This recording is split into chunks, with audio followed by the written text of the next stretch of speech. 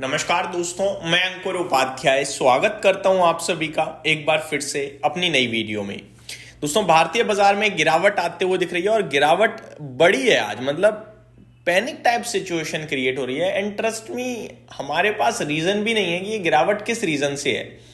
अगर मैं रीजन दूंगा वही घिसे पिटे कारण है। एफआईआईज की बिकवाली, रिटेल इन्वेस्टर्स का कॉन्फिडेंस बाजार पे है नहीं, और हो भी क्यों जब पैसा ही नहीं बन रहा तो काय बात का कॉन्फिडेंस होगा। आईपीओ में लगातार पैसा डाइवर्ट हो रहा है, या फिर रुपया की कमजोरी। आज तो रिकॉर्ड ही तोड़ दिया भाई साहब, 90 के भी नीचे फिसल गया है। 90.15 का भाव फ्रेश लाइफ लो हिट करा है रुपये ने, यानी $1 इक्वल्स टू 90.15 रुपीज। तो ये दर्द तो अपने आप में बहुत ही ज्यादा बड़ा दर्द है। अब इसकी वजह से गिर रहा है, कोई और कारण है, क्या कारण है, no one can say. But इतना ही मैं कह सकता हूं कि दर्द बहुत बड़ा है आज बाजार में। फॉर एग्जाम्पल 660 शेयर्स पॉजिटिव है एनएससी पे, जिसके सामने 2000 से ज्यादा नेगेटिव है, यानी एक तिहाई रेशो, एक के सामने 3 गिरने वाले खड़े हैं। ये तो फिर भी ठीक है। मैं बीएसई पे जो आंकड़ा दिख रहा है इस समय वो बताना चाहूंगा आपको। एक बढ़ने वाले के सामने 5 गिरने वाले शेयर्स हैं करीब करीब। तो डैमेज है आज बाजार, market crash type situation create करी जा रही है आज। और ये सब तब है जब कोई इतना खराब डेटा नहीं था हमारा कल का। फॉर एग्जाम्पल एफआईआईज ने 3642 करोड़ की सेलिंग करी थी कैश मार्केट में, वो लगातार बेच रहे हैं। उनकी बिकवाली से अगर गिरना होता तो हम आज से 2 साल पहले गिरने लगते। लेकिन अब क्या है ना, अब ये हद हो गई है। अब रिटेल इन्वेस्टर ना यूं हाथ खड़े कर चुका है, अब तो सरेंडर कर दिया उसने। वो कह रहा है भाई ये बेकार ही है, बाजार गड्ढा है, बेचो बाचो और भागो। वो ये सिचुएशन में आ चुका है।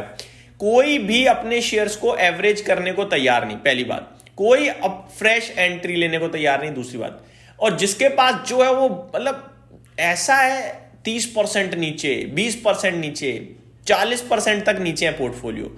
तो वो बंदा कैसे ही सरवाइव कर रहा है बाजार में, और जैसे ही बाजार खुलता है फिर दिमाग खराब। तो ये सिचुएशन डेवलप हो गई है। फ्रस्ट्रेशन पीक पे है, किसी भी समय पैसा ही नहीं बन रहा। निफ्टी ने लाइफ हाई हिट करा, लेकिन क्या हुआ, कुछ भी नहीं हुआ। हर दिन व्यक्ति परेशान था। अब तो बाजार भी गिर रहा है और पोर्टफोलियो तो गिर ही रही है।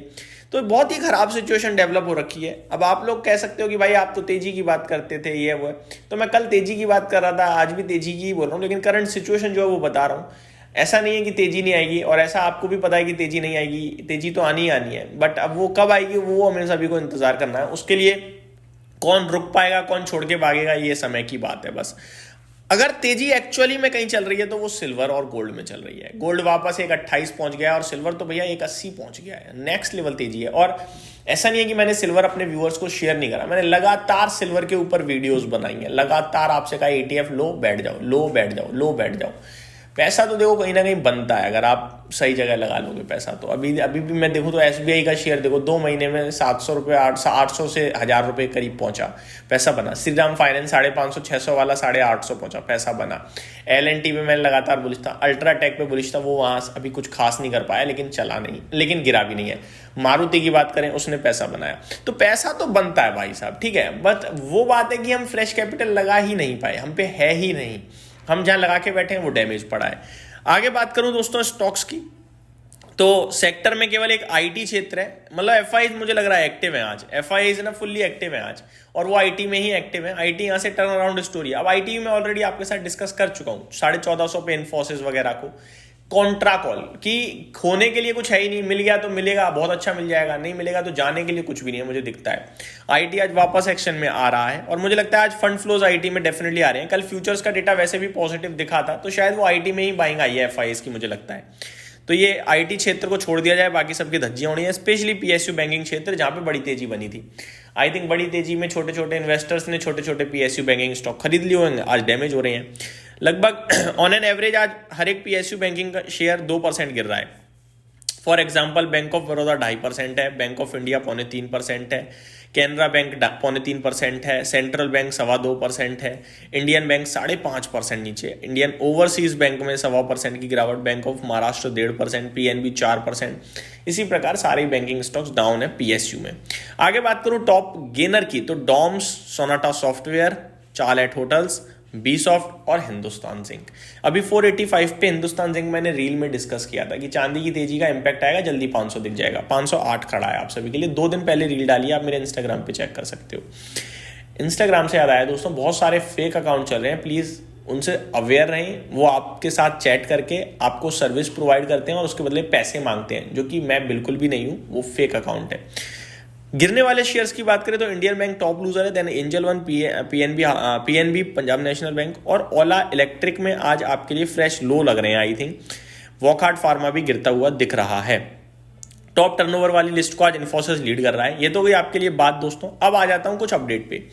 इंडिया का मैन्युफैक्चरिंग डेटा तो थोड़ा कमजोर था, जो मैंने 2 दिन पहले डिस्कस किया था, लेकिन आज इंडिया का HSBC का सर्विसेज डेटा आया है जो कि स्ट्रांग है, यानी सर्विस सेक्टर में ग्रोथ है।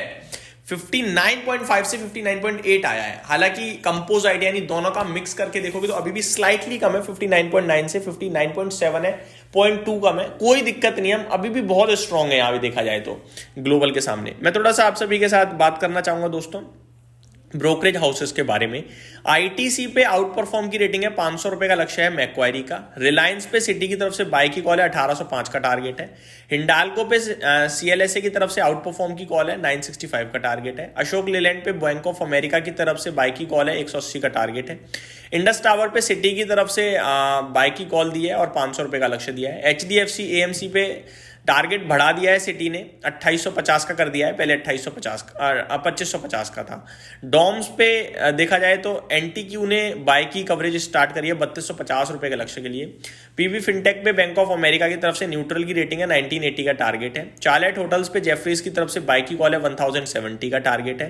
टाटा कॉम पे मैक्वायरी की तरफ से आउट परफॉर्म की रेटिंग को बरकरार रखा गया है, 2210 रुपए का लक्ष्य है। इन्वेस्टेक ने SBFC फाइनेंस पे बाई की कॉल दी है, 150 रुपए का लक्ष्य दिया है। तो ये कुछ स्टॉक्स हैं जिन पे ब्रोकरेज हाउसेस बुलिश होते हुए दिख रहे हैं। इस वीडियो में सिर्फ इतना ही। Thank you so much for watching this video. Have a great day guys.